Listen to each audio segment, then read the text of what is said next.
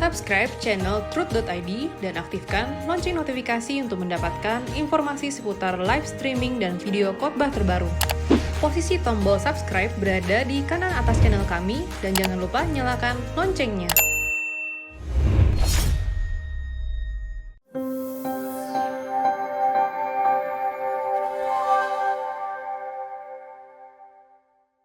Shalom. Bapak Ibu, seluruh pecinta suara kebenaran, kita mengucap syukur kalau saat ini kita masih diberikan kesempatan oleh Tuhan untuk belajar kebenaran firman Tuhan. Sebelum kita memulainya, mari kita satukan hati, kita berdoa. Bapa di surga, kami serahkan pemberitaan firman-Mu pada saat ini ke dalam tangan-Mu. Engkau memimpin kami, memimpin hamba-Mu untuk menyampaikan kebenaran firman-Mu. Urapi hamba-Mu, ya Bapa, taruh perkataan-Mu di dalam diri hamba-Mu ini. Demikian juga dengan seluruh pecinta suara kebenaran yang belajar bersama pada saat ini, Engkau lawat mereka semua, supaya kami beroleh berkat daripada Engkau, dan menjadikan saat ini saat yang penuh berkat bagi kami semua. Terima kasih ya Bapa. Hanya di dalam nama Tuhan Yesus Kristus, kami sudah berdoa dan mengucap syukur. Haleluya. Amin. Bapak, Ibu, Saudara sekalian, seringkali orang beranggapan bahwa melakukan aktivitas atau kegiatan di gereja adalah bentuk melayani Tuhan. Mereka menjalankan tata layanan sebagai worship leader, singer, pemain musik, tim besuk, tim diakonia, bahkan mereka menjadi aktivis, pengerja atau majelis, dan lain sebagainya, jabatan yang mereka sandang di dalam gereja. Kemudian ada juga yang aktif di berbagai organisasi keagamaan. Mereka relawan atau tergabung dalam organisasi kemanusiaan. Mereka juga mengatakan bahwa mereka sudah melakukan pekerjaan yang diberikan oleh Tuhan atau melayani Tuhan. Bapak Ibu, di satu sisi memang tidak salah, sebab bentuk nyata dari kasih adalah perbuatan, atau seseorang harus mewujudkan kasih melalui perbuatan atau tindakan.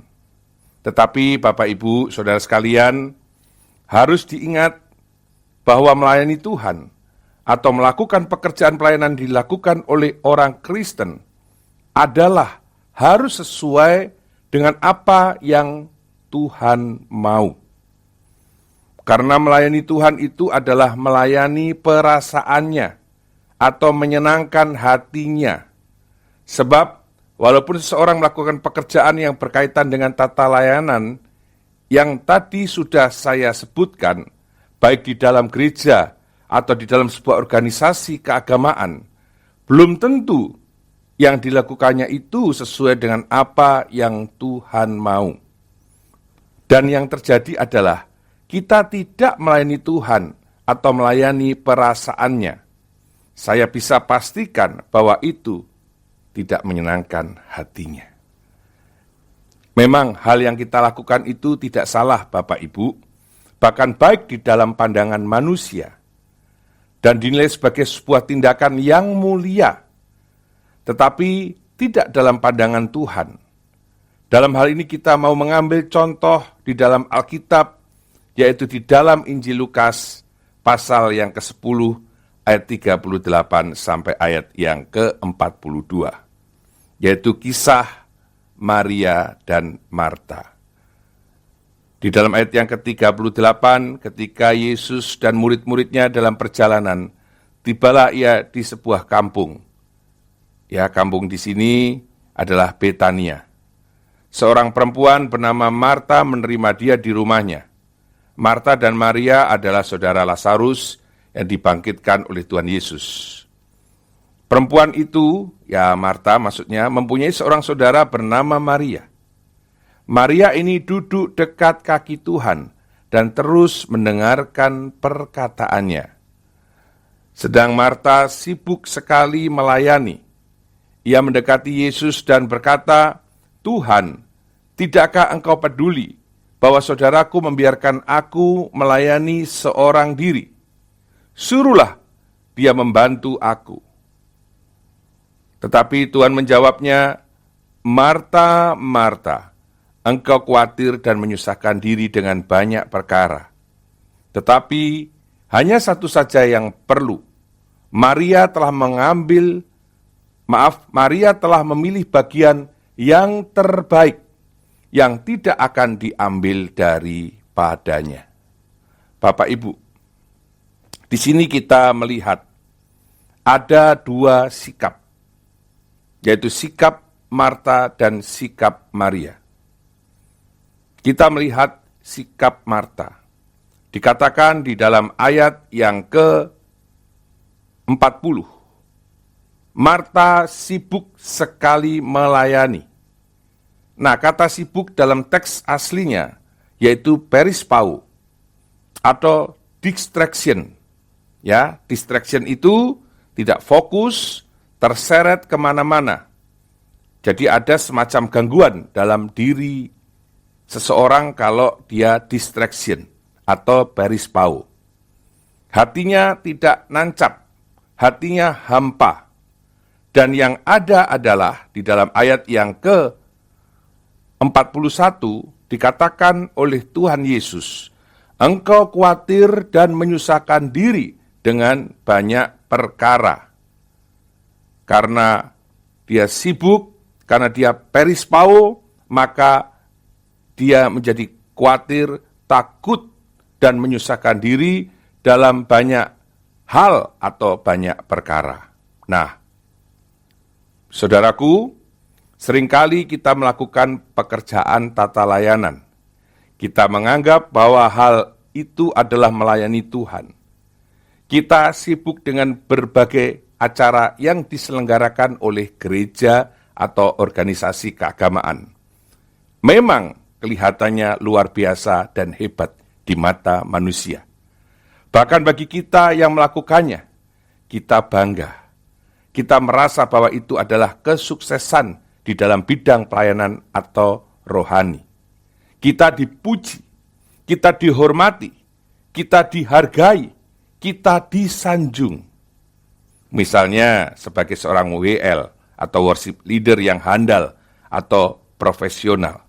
Dia bangga sebagai worship leader. Kemudian sebagai pengkhotbah yang diurapi, ya, dia terkenal di mana-mana. Banyak job karena banyak gereja memanggilnya, diberikan tugas untuk berkhotbah. Mungkin juga melalui seminar-seminar atau KKR-KKR yang diselenggarakan di banyak daerah. Pengkhotbah ini menjadi sangat terkenal. Banyak order, banyak panggilan yang ditujukan kepadanya. Kemudian, sebagai gembala yang berhasil karena memiliki ribuan atau bahkan puluhan ribu jemaat, memiliki gedung yang megah, mewah, gembala ini merasa bangga karena memiliki aset yang sangat besar, ratusan miliar, bahkan triliunan. Atau seseorang yang berhasil dalam organisasi keagamaan, dengan melakukan kegiatan kemanusiaan, dengan berperan aktif dalam segala kegiatan. Misalnya ada bencana-bencana alam yang terjadi, ada banjir, ada longsor, ada kebakaran. Kalau saat ini mungkin ikut terlibat di dalam penanganan COVID-19. Bapak Ibu, sekali lagi saya katakan, memang semuanya itu tidak salah. Semuanya itu baik. Tetapi apakah memang itu yang Tuhan kehendaki dalam hidup seseorang? Ketika dia melakukan hal tersebut, apakah memang itu kemauan Tuhan? Apakah itu memang Tuhan inginkan? Bahkan keberhasilannya itu, ia menjadi someone, ia menjadi something. Seharusnya ketika seseorang berhasil di dalam pelayanan, dia tidak boleh bangga. Karena kita tahu bahwa apa yang kita lakukan, satu, karena memang Tuhan yang menghendaki. Dua, karena semua itu Tuhan yang bekerja di dalam setiap langkah kehidupannya. Artinya semua yang dia peroleh itu karena Tuhan. Jadi seharusnya Tuhan itu semakin besar, semakin bertambah dalam hidup seseorang kalau dia berhasil. Artinya Tuhan bertambah besar, Tuhan menjadi lebih hebat dibanding dirinya sendiri, Bapak Ibu Saudara sekalian. Bukan sebaliknya. Seperti juga di Yohanes pasal 3:30 mengatakan, ia harus semakin besar, tetapi aku harus semakin kecil. Seyogianya haruslah demikian. Jadi, tidak terbalik Bapak Ibu Saudara sekalian. Nah, sama juga seperti yang dilakukan oleh Marta. Ketika Tuhan Yesus datang, Marta sibuk sekali. Dia merasa bahwa apa yang dia lakukan itu benar di hadapan Tuhan. Apa yang dia lakukan itu adalah apa yang Tuhan inginkan. Maka dia protes kepada Tuhan. Ia mendekati Yesus dan berkata, Tuhan, tidakkah engkau peduli bahwa saudaraku membiarkan aku melayani seorang diri? Suruhlah dia membantu aku, Tuhan. Jadi dia protes, Bapak Ibu Saudara sekalian. Nah, sama, kita juga demikian kan? Kalau kita sibuk di dalam tata layanan, kita merasa bahwa kita sudah melakukan yang terbaik. Kita merasa bahwa orang lain itu tidak melakukan apa-apa. Kita merasa bahwa orang lain itu tidak lebih baik dari kita. Kita merasa bahwa kita itu sukses atau berhasil oleh karena jerih lelah kita. Oleh karena kerja keras kita. Memang benar, kita harus bekerja keras, saudaraku. Kita harus all out di dalam melayani Tuhan. Tetapi melayani Tuhan seperti yang Tuhan kehendaki. Bukan melayani Tuhan seperti kehendak kita, seperti mau kita. Kalau saudara dan saya sudah ditebus oleh Tuhan Yesus, hidup kita itu menjadi miliknya. Hidupku bukannya aku lagi. Hidupku bukannya milikku lagi, Bapak Ibu. Hidup kita itu sudah menjadi miliknya. Maka saudara kalau menyanyi suka-sukamu Tuhan itu, benar-benar itu memang suka-sukamu Tuhan dalam hidup saudara. Jangan kita menyanyi suka-sukamu Tuhan, tetapi apa yang kita lakukan, apa yang kita perbuat itu suka-sukaku Tuhan. Sungguhlah hidupku telah ditebus oleh kuasa darah yang kudus. Sekarang hidupku bukan milikku lagi.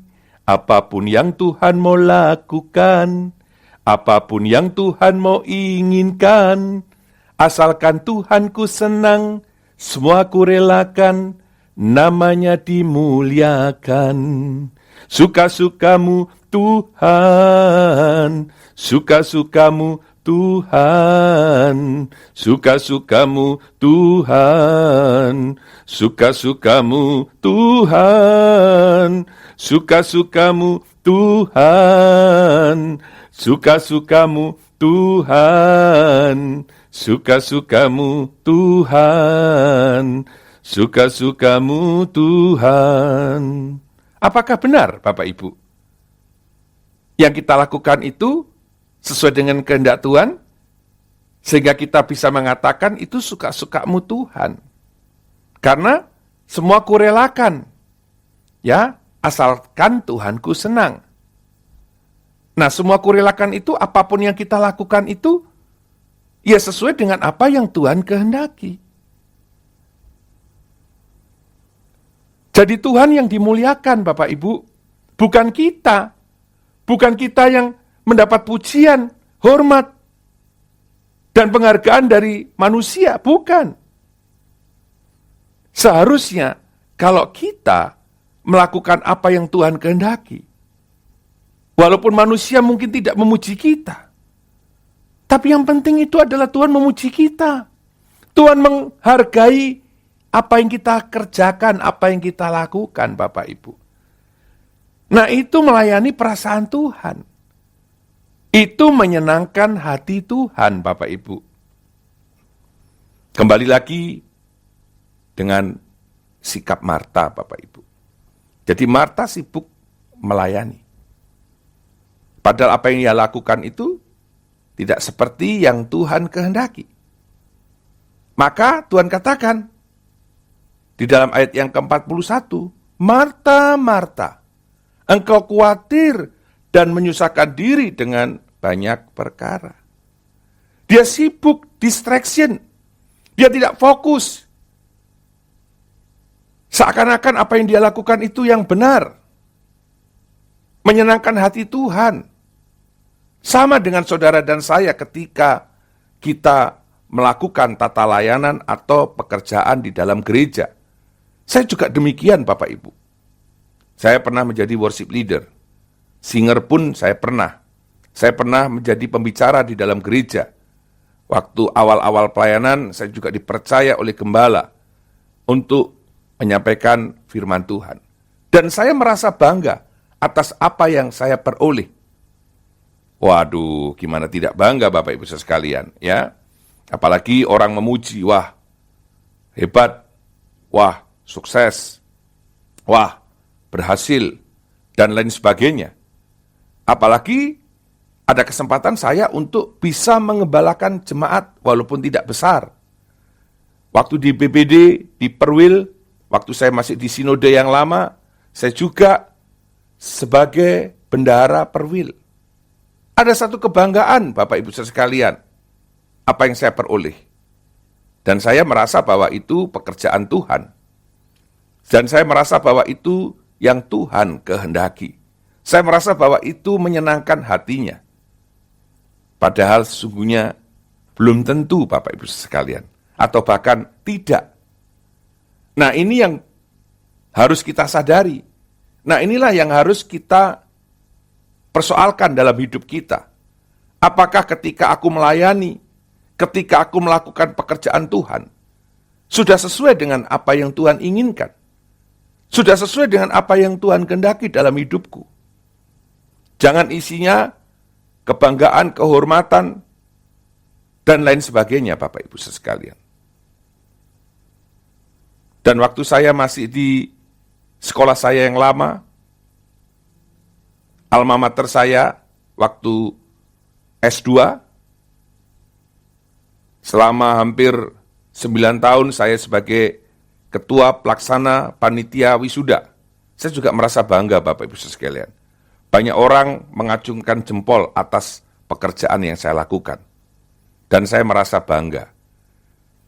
Tetapi sekali lagi, apakah yang saya lakukan itu menyenangkan hati Tuhan? Apakah yang saya lakukan itu berkenan kepada Tuhan? Apakah yang saya lakukan itu saya melayani Dia? Melayani perasaannya? Nah ini yang penting Bapak Ibu sekalian. Pada waktu kuliah, di ruang kelas, ada teman saya membahas kisah tentang Maria dan Marta. Ia katakan bahwa di dalam hidup kita harus seperti Marta. Kenapa? Karena ia seorang hospitality yang sejati atau profesional. Ya, dia katakan Marta ini luar biasa yang harus kita tiru. Karena dia sibuk melayani Tuhan dan itu sangat baik menurut kawan saya ini. Tapi saya sanggah, saya jelaskan, saya katakan harus melihat cerita atau kisah ini secara lengkap. Ya Bapak Ibu, bagaimana sikap Marta yang justru Tuhan kritik. Tuhan tidak marah Bapak Ibu. Tapi Tuhan katakan apa? Marta, Marta, engkau khawatir dan menyusahkan diri dengan banyak perkara. Jadi sibuk di sini, sibuk melayani Tuhan, bukannya dipuji oleh Tuhan Yesus. Tapi justru dikatakan khawatir dan menyusahkan diri dengan banyak perkara. Karena apa? Karena dia tidak fokus. Dia tidak melihat apa yang sebenarnya Tuhan kehendaki di dalam hidupnya. Dia tidak fokus pikirannya kemana-mana. Sehingga dikatakan khawatir dan menyusahkan diri dengan banyak perkara. Sekarang kita mau melihat sikap Maria. Apa yang dilakukan oleh Maria sehingga Tuhan Yesus memujinya? Bahkan dikatakan hanya satu saja yang perlu. Di ayat yang ke-42. Maria telah memilih bagian yang terbaik. Memilih bagian yang terbaik. Yaitu apa? Ia duduk dekat kaki Tuhan dan terus mendengarkan perkataannya. Inilah yang seharusnya sikap yang kita miliki, Bapak Ibu Saudara sekalian. Karena sikap yang seperti inilah yang dipuji. Kenapa? Karena Maria menyenangkan hati Tuhan. Karena Maria memilih yang benar. Yaitu dia mendengarkan perkataannya. Dia duduk mendengarkan perkataannya. Duduk di sini Bapak Ibu Saudara sekalian, di dalam teks aslinya yaitu parakatisu. Yaitu menetap, menancap, tak tergoyahkan. Dan itulah sikap yang ditunjukkan oleh Maria kepada Tuhan Yesus. Sejak dia datang, sejak Tuhan Yesus datang mampir ke rumahnya, masuk ke dalam rumahnya, Maria melakukan sikap itu.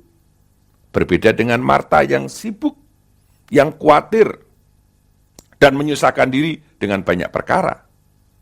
Tetapi Maria duduk, dia menetap, nancep, dan tak tergoyahkan.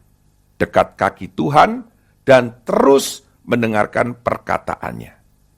Nah, orang yang memiliki sikap seperti Maria, dia pasti mengerti apa yang Tuhan kehendaki. Dia pasti mengerti apa yang Tuhan inginkan. Dan dia pasti bisa melayani perasaan Tuhan atau menyenangkan hati Tuhan. Dan boleh saya katakan dengan kalimat yang lain, artinya dia sepikir dan sehati dengan Tuhan. Ya Bapak Ibu sekalian, perkataannya di sini logos, firman. Dan seharusnya saudara dan saya juga demikian, memiliki sikap seperti Maria, bukan seperti Marta, yang kelihatannya baik, yang kelihatannya benar Bapak Ibu sekalian. Tetapi apa yang kita lakukan kalau tidak sesuai dengan kehendak Tuhan? Tuhan juga pasti akan berkata, Agustinus, kamu itu khawatir. Kamu itu sibuk, tidak karuan. Kamu itu menyusahkan diri dengan banyak perkara. Kamu itu distraction. Kamu itu sebenarnya tidak menyenangkan hatiku. Yang kamu mau senangkan itu dirimu sendiri. Supaya kamu dihormati, supaya kamu dipuji, supaya kamu dihargai. Dan kemudian, Agustinus, kamu merasa bangga, kamu merasa someone, kamu merasa something dalam hidupmu. Berbeda, saudaraku, dengan apa yang dilakukan oleh Maria. Maka Tuhan Yesus katakan, Maria telah memilih bagian yang terbaik. Ya, bagian yang terbaik.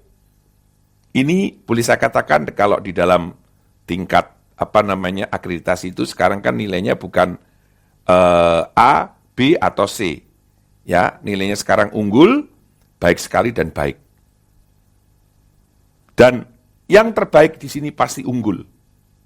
Ya, kalau dapat nilai dalam akreditasi institusi ataupun prodi di dalam sebuah sekolah tinggi, Bapak Ibu, yang tadi saya katakan ada nilai A, B atau C, A itu unggul, B itu baik sekali, C itu baik. Maka di sini kita memperoleh nilai unggul. Ya, yang terbaik, the best. Ya, yang terbaik. Dan itu dikatakan oleh Tuhan Yesus kepada Maria.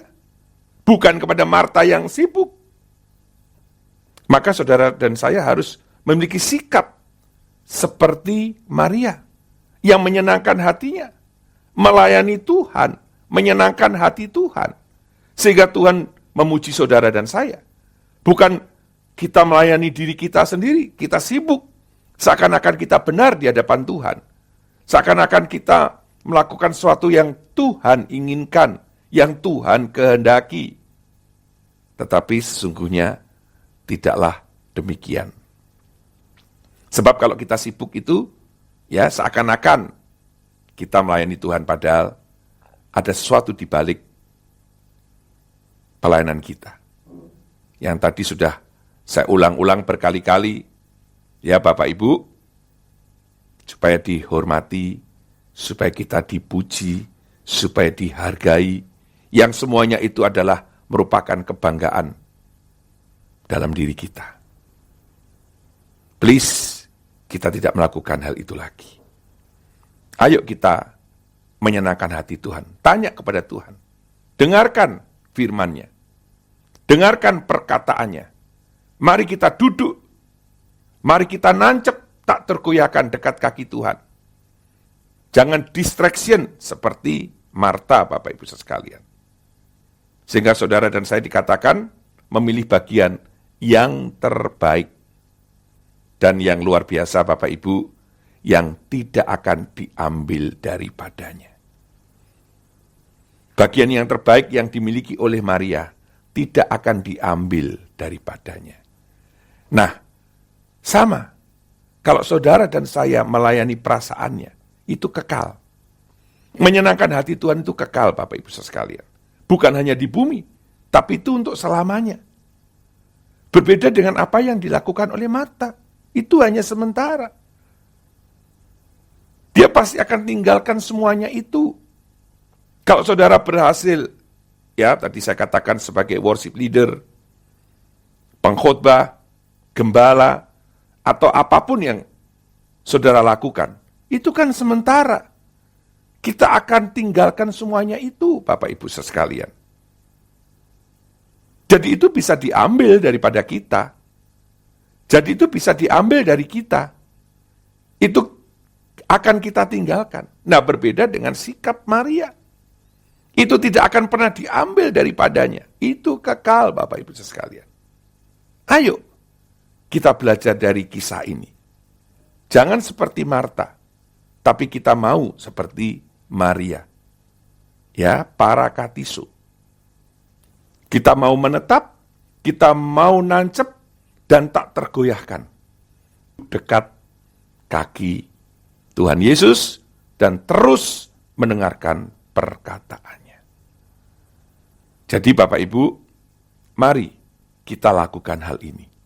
Kita ikuti sikap Maria, supaya saudara dan saya menyenangkan hati Tuhan dalam hidup kita. Bapak Ibu, saudara sekalian, kita tidak tahu kapan hari hidup kita akan berakhir. Mungkin lembar hari hidup kita akan berakhir besok. Mungkin lusa. Mungkin minggu ini. Mungkin bulan ini. Atau mungkin tahun ini. Apalagi dalam suasana COVID-19 seperti pada saat ini. Suasana pandemi COVID-19. Sewaktu-waktu kita bisa terpapar dan tidak tertolong lagi. Kita sudah melihat banyak realitas yang terjadi, Bapak Ibu. Ada saudara, ada keluarga, ada teman, ya, mereka terpapar dan tidak tertolong lagi. Oleh sebab itu, mari kita introspeksi diri. Mari kita melihat ke dalam diri kita masing-masing. Apakah masih ada dosa? Apakah masih ada hal yang tidak berkenan kepada Bapa di surga? Mari kita perbaiki. Mari kita memperbaharui di hadapan Allah Bapa di surga, Bapak Ibu. Seperti ada satu pujian yang mengatakan, "Ya Bapa, beri aku mengerti keadaanku di mata-Mu. Masihkah ada dosa tersembunyi, kesalahan tak kusadari. Ya Bapa, bukalah pengertianku, agar ku kenali diriku. Masihkah ada percintaan dunia yang mengikat hatiku? Aku bersedia melepas semua, tak bercela dalam pandanganmu.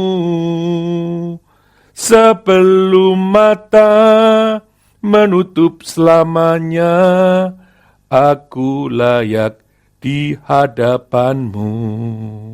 Ya Bapak Ibu, mari kita meminta kepada Bapa untuk memberikan pengertian kepada kita apa yang masih tersembunyi dalam diri kita, kesalahan yang mungkin tidak kita sadari, Bapak Ibu Saudara sekalian. Biar Bapa memberikan pengertian kepada kita, membuka pengertian yang ada dalam diri kita, agar kita mengenali diri kita.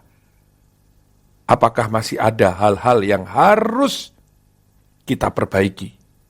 Bapak Ibu, kesempatan itu hanya satu kali. Ya, karena tadi sudah saya katakan, kita tidak tahu akan hari esok.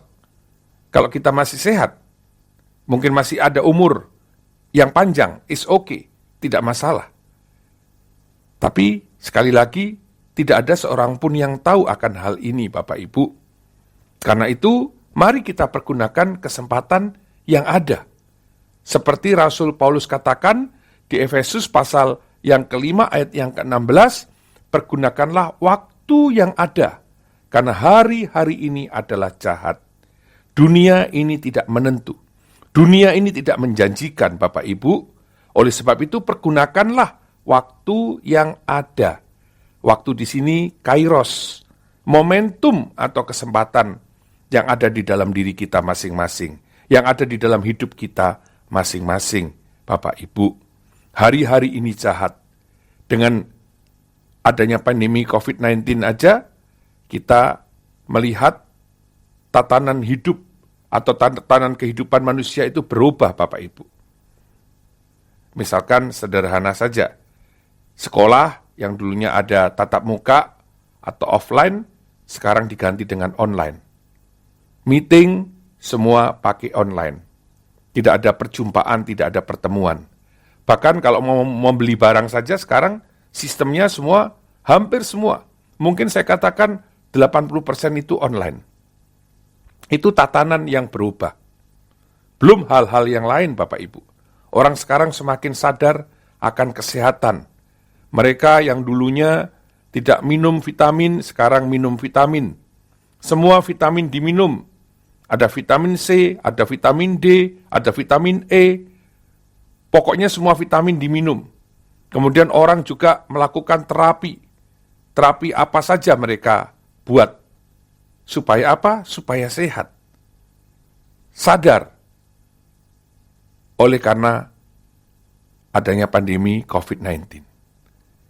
Nah, kenapa kita tidak juga menyadari bahwa sewaktu-waktu kita juga bisa pulang ke rumah Bapa di surga? Ya, saudara bisa mengatakan, oh saya siap Pak. Nanti dulu, Bapak Ibu. Bagaimana kita mau siap? Atau bagaimana kita mengatakan bahwa kita sudah siap? Kalau kita belum hidup berkenan kepada Tuhan. Atau selama ini kita hidup tidak melayani Tuhan secara pantas. Karena apa? Karena selama ini kita hanya untuk memuaskan diri kita sendiri. Kita tidak berjalan sesuai dengan firman-Nya. Kita tidak berjalan sesuai dengan kehendak-Nya. Kita tidak berjalan seperti yang Tuhan inginkan dalam hidup kita. Bagaimana kita siap? Bagaimana kita mau mempertanggungjawabkan apa yang sudah kita buat selama kita hidup? Bapak, Ibu, sadarlah. Mari kita menyadari akan hal ini. Kalau memang kita sudah siap, ya, it's okay, no problem. Kita siap pulang ke rumah Bapa di surga. Dan kita siap mempertanggungjawabkan apa yang sudah kita lakukan selama kita hidup. Tetapi kalau kita belum siap Bapak Ibu, waduh, mengerikan. Ya, mengerikan. Nah, berkaitan dengan dua sikap yang sudah kita dengar di awal tadi Bapak Ibu, yaitu sikap Marta dan sikap Maria. Sudah jelas, saudara dan saya harus mengikuti sikap Maria. Ya, parakatisu. Dia duduk, dia menancap, tak tergoyahkan di kaki Tuhan Yesus. Kemudian terus mendengarkan firman-Nya. Nah, kita juga demikian. Bagaimana kita mau mengerti apa yang Tuhan kehendaki dalam diri kita? Sebab apa yang dilakukan Maria itu, Maria mengerti apa yang Tuhan kehendaki dalam dirinya. Nah, sama, kita juga harus mengerti apa yang Tuhan kehendaki dalam diri kita masing-masing. Sehingga saudara dan saya itu melayani perasaan Tuhan. Saudara dan saya itu menyenangkan hatinya. Sebab kita melakukan kehendak-Nya. Jadi Tuhan akan memuji saudara dan saya. Betapa membahagiakan Bapak Ibu sekalian. Kalau kita dipuji oleh seorang pejabat tinggi saja kita bangga, kita bahagia. Apalagi yang memuji saudara dan saya adalah Sang Pencipta, pemilik hidup ini. Bagaimana saudara dan saya tidak merasa bangga dan bahagia? Apalagi kita akan hidup bersama dengan Sang Maharaja di dalam kekekalan. Ayo Bapak Ibu, kita terus berjuang dalam hidup ini untuk berkenan kepada Dia. Kita mau melayani Dia. Tentu kita tanya kepada Tuhan, apa yang harus aku lakukan? Apa yang harus aku kerjakan ya Tuhan?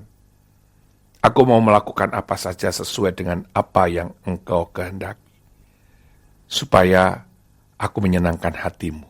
Supaya aku melayani perasaan-Mu, ya Bapa di surga. Mari Bapak Ibu, jangan sia-siakan waktu yang kita miliki. Dengan arif dan bijaksana, kita pergunakan waktu yang ada. Di sisa waktu umur kita. Sekali lagi, saya mengajak kepada seluruh pecinta suara kebenaran, mari kita berjuang. Terus sampai garis finish, sampai selesai tugas kita di dunia ini. Tuhan Yesus memberkati. Amin.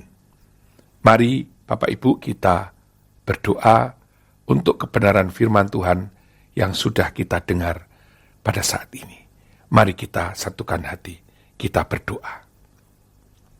Bapa di surga, kami mengucap syukur kalau Engkau sudah mengingatkan kepada kami bagaimana kami harus memiliki sikap yang benar di hadapan Tuhan.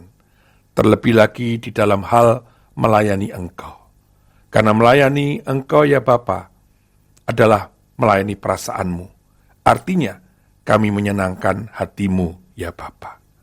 Terus pimpin kehidupan kami, kehidupan seluruh pecinta suara kebenaran dimanapun mereka berada ya Bapa.